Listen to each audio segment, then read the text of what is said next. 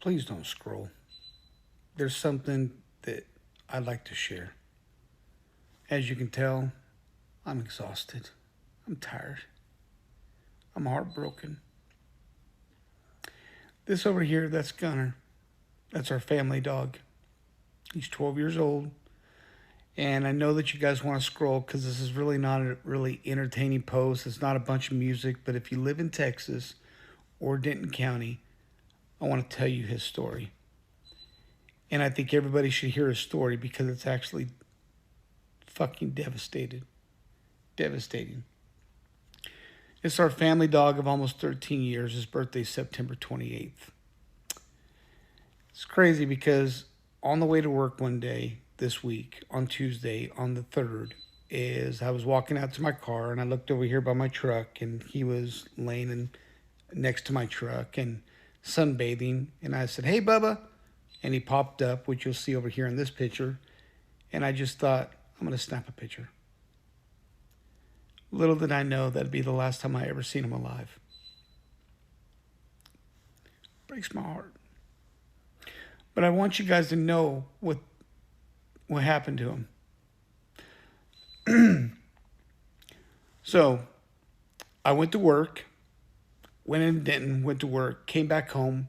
And when I came back home, I didn't notice him missing because we have 8 acres. And as you can see over here, his tracking device is dead. It's just a pain in the butt to charge it every 2 days. But I charge it when we're headed out of town or let's say Fort Worth or something or a ways away.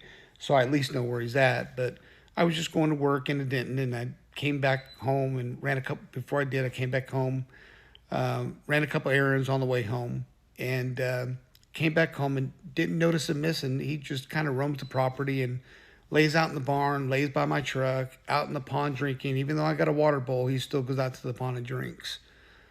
I have 6 children and 4 are still young in the house. A 3-year-old, a 5-year-old, a 6-year-old, and a 9-year-old that absolutely love this dog. It's our family dog. He spends a lot of time outside. I try to get him to come in the house, and some days he just doesn't want to.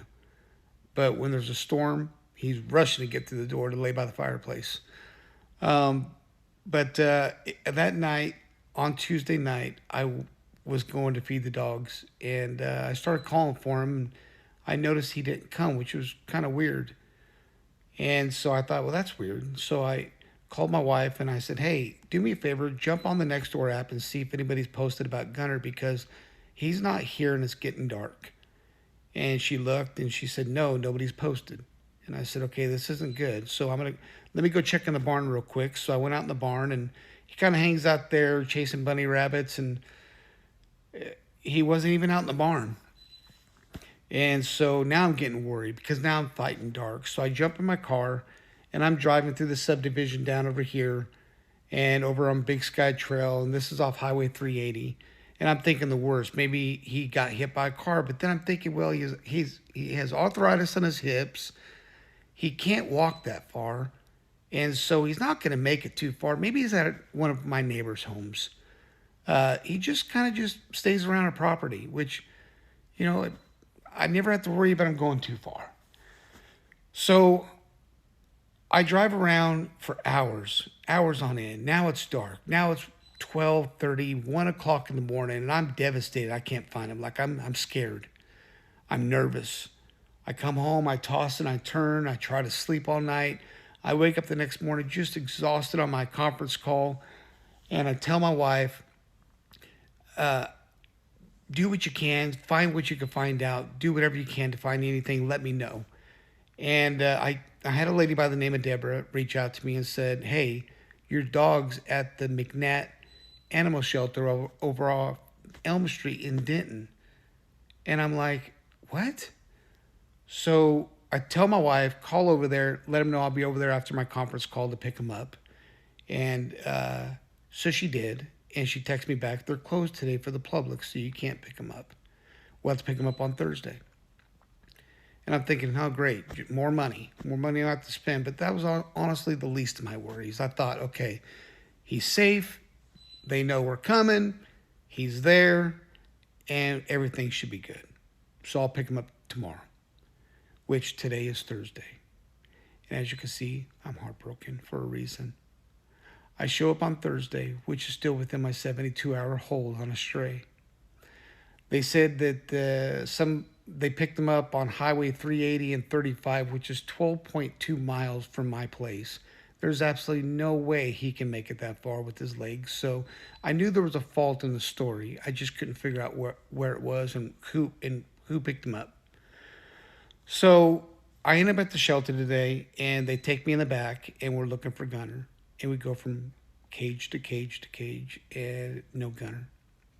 And then I show them the picture of Gunner, and I say, hey, he's here. Like, you guys posted him on your website that he's here. We called yesterday. You said you had him, and you told me to come pick him up today. Like, where's my fucking dog? At this time, they now usher me over to another room where there's a manager and like a regional director or a facility director by the name of Nikki Sosinas and Mindy Henry runs the place, and so does Nikki. Nikki's the director, and the other lady's the manager. At that time, they said, we had your dog. And I heard the verbiage that said had. And I said, wait. You say you had my dog? Where the fuck is my dog? Where's my dog? And she hesitated, and I said, did you fucking kill my dog? This is the picture that they posted on their website. As you can still see, he still has a tracking collar on. He looks healthy. There's nothing wrong with him. He's just old. He's got arthritis in his back, hips. I give him medication for it. And so I said, did you kill my fucking dog? And she looked at me and said, we put him down. I almost lost my shit. But I knew I had to stay calm, cool, and collected because I'm taking this as far as I can take it. I want license pulled. I want people fired. I had 72 hours to come get my dog. They knew I was coming, and they euthanized my dog within 24 hours. She then takes me to the back and says, you're more than happy to take your dog today. In a fucking red plastic bag. I have 37,000 followers and friends on TikTok. And I'm asking, and I'm begging you, I need you guys more than ever before. In order to do justice to Gunner, and for Gunner's story to get heard, I need to get this to the top. Because I have made phone calls all day today, and it's gone nowhere. It's getting nowhere. Every time I try to get up here, it gets knocked back down. Please, I'm begging you, please like this. Please comment this. Please repost this. Please share this. The animal facilities and shelters should be a safe place for dogs, for lost and scared dogs to go to, so owners can find them within a 72-hour time frame. And that's the ordinance. That's the city ordinance. I have 72 hours, and within the first 24 hours, they fucking killed my dog. No explanation. They just said he was old and he wasn't doing well. He was hurting. And we took it upon ourselves to stop the hurt. And I said, he has a chip. He has a tracking collar, my email, my phone numbers, my name. Look me up on Facebook. None of that happened, and they euthanized my family dog, and they killed my dog today. Actually, they killed it the other day. I had no idea. I thought yesterday that he was still alive when actually they already killed him. Please share this. Please like this. Please comment. Let's make this thing go viral. It's the animal shelter. It's the McNatt Animal Shelter off Elm Street in Denton. I want their jobs gone.